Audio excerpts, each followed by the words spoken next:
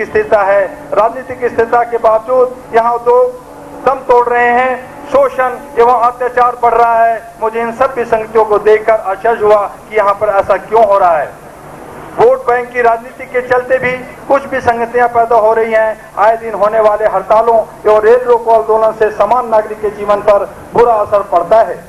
मनुष्य के अधिकारों का हनन होता है, परंतु बंद कराने वाले लोग अधिकार की बात करते हैं। यह सब सुनकर अजीब सा लगता है। उड़ीसा एक ऐसा प्रदेश है जो कि कालाहांडी प्रकरण की वजह से पूरे विश्व में चर्चित हो चुका है। इसके बावजूद वहाँ स्थिति अभी भी नहीं सुधरी। लोगों के पास खाने को नहीं, पर धर्म के नाम पर मरने मारने को उतारू हो जाते हैं। आदिवासियों की समस्या दिनों दिन गंभीर होती जा रही है। गरीब महिलाएं अभी भी अपने दो मुही संतानों को बेच रही हैं। महिला उत्पीड़न अभी भी आम बात है। अभी भी इस प्रदेश में सैकड़ों व हजारों की संख्या में ऐसे परिवार हैं जिनके पास तन ढकने के लिए कपड़े भी नहीं बन चुका है।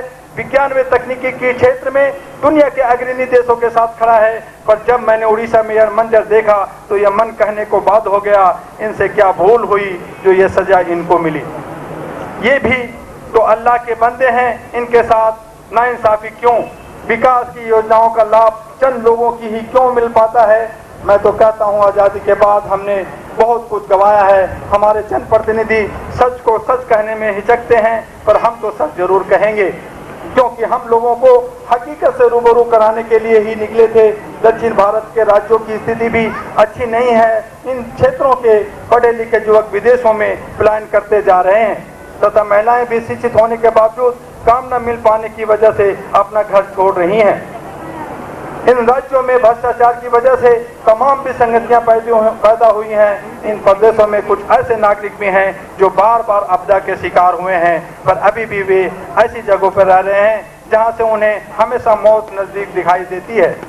महाराष्ट्र, गुजरात, मध्य प्रदेश, राजस्थान में भी अलग अलग तरह की समस्याएं हैं। इन प्रदेशों में असमानता की लंबी चौड़ी खाई है। कोई खाते खाते मर रहा है तो कोई बिना खाए मर रहा है। हजारों की संख्या में लोग यदि ऊंची अटिकाली गांवों में रहते हैं तो लाखों की संख्या में लोग झुग्गी झोपड़ी वे फुटपाथ पे सो रहे हैं।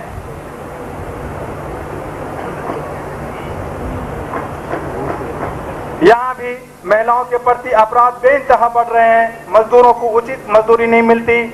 14 वर्ष से कम उम्र के बच्चों से काम लिया जाता है। छोटी उम्र की बच्चों को देह व्यापार में ढकेल दिया जाता है। यह सब कुछ मनुष्य ही करा रहा है। कहने का तात्पर्य यह है कि एक मनुष्य मनुष्य के लिए गहरी खाई खोद रहा है। इस खाई में गिरने वाले मनुष्य का दोष यही है कि वह अपने अधिकारों से अनभिज्ञ है। यदि यही अनभिज्ञता तमाम बुराइयों की जड़ है, हमने लोगों में जागरूकता पैदा करने के लिए ही यात्रा शुरू की थी। इस दरमियान मुझे कड़वे अनुभव ज्यादा हुए, पर मेरा इरादा और मजबूत हुआ। मुझे इस बात का एहसास हुआ कि अब अहरा को और गंभीरता से काम करना होगा। आइए हमारा साथ दीजिए और अहरा के मिशन को कामयाब बनाइए। आज हम सब यहाँ इसलिए एकत्रित हुए हैं कि मानवाधिकार के प्रति जागरूकता फैले। इन आयोजन का मकसद सिर्फ यही है कि लोग अपने अधिकारों से अवगत हों।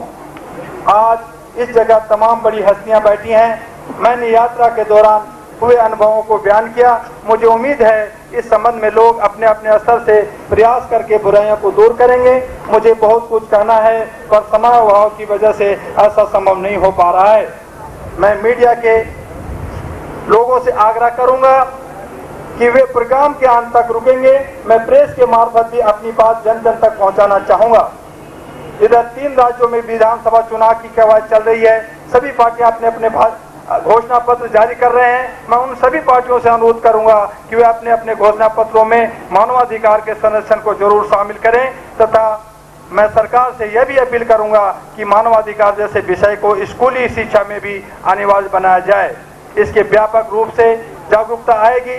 आप लोग इतनी बड़ी संख्या में यहाँ मौजूद हैं, इससे मुझे लगता है कि हम अपने मकसद में कुछ हद तक कामयाब हो रहे हैं। और अंत में मैं अहरा के पदाधिकारियों एवं सदस्यों को बतलाना चाहूंगा कि मेरा टर्म दूसरा चल रहा है।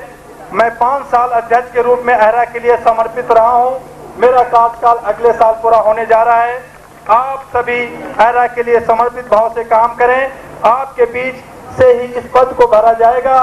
साथ ही सभी उपस्थित लोगों को यह जानकर खुशी होगी कि अहरा को भारत के विभिन्न हिस्सों में कई एकड़ जमीन दान के रूप में मिला है, जिस पर जल्द ही प्रोजेक्ट कार्य शुरू किया जाएगा।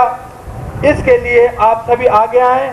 अगले माह फरवरी के प्रथम सप्ताह में पुणे में 200 से अधिक सामूहिक विवाह अहरा के बैनर पर कराया जा रहा है। इसमें अगर आप कुछ पैसों से सामान से मदद करना चाहते हैं तो अहरा के राष्ट्रीय कार्यालय से संपर्क कर सकते हैं।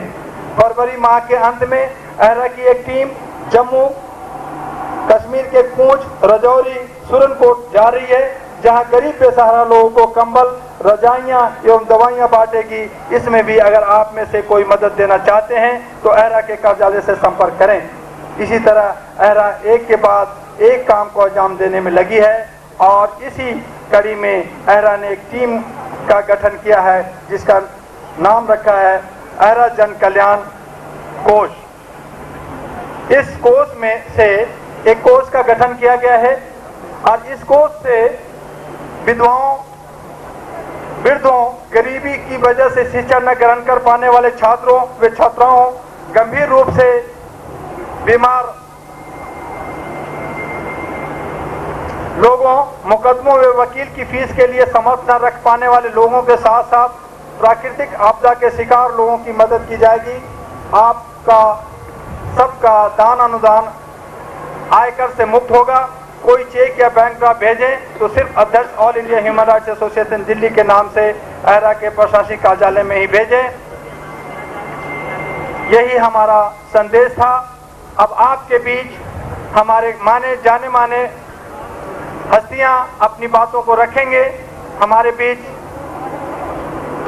एम्बेसडर जस्टिस यूनाइटेड नेशन के डायरेक्टर आ चुके हैं। इन बातों से वो उन्हें बुलाया जाएगा, उनका सम्मान किया जाएगा और अपनी वो बातों को रखेंगे। धन्यवाद। जय हिंद, जय भारत।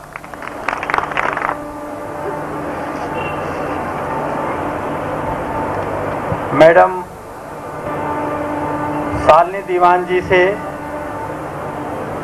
जिनका वक्त बहुत ही महत्वपूर्ण है, उन्हें कई सभाओं में जाकर बोलना है, उन्हें ह्यूमन राइट्स पे कई प्रोजेक्ट्स बनाने होते हैं, कई काम करने होते हैं। वो अपनी बातों को रखेंगे। मैडम शालिनी दीवान जी से मैं आग्रह करूंगा कि वो come on the stage. Madam Shalini Diwan ji, director United nation.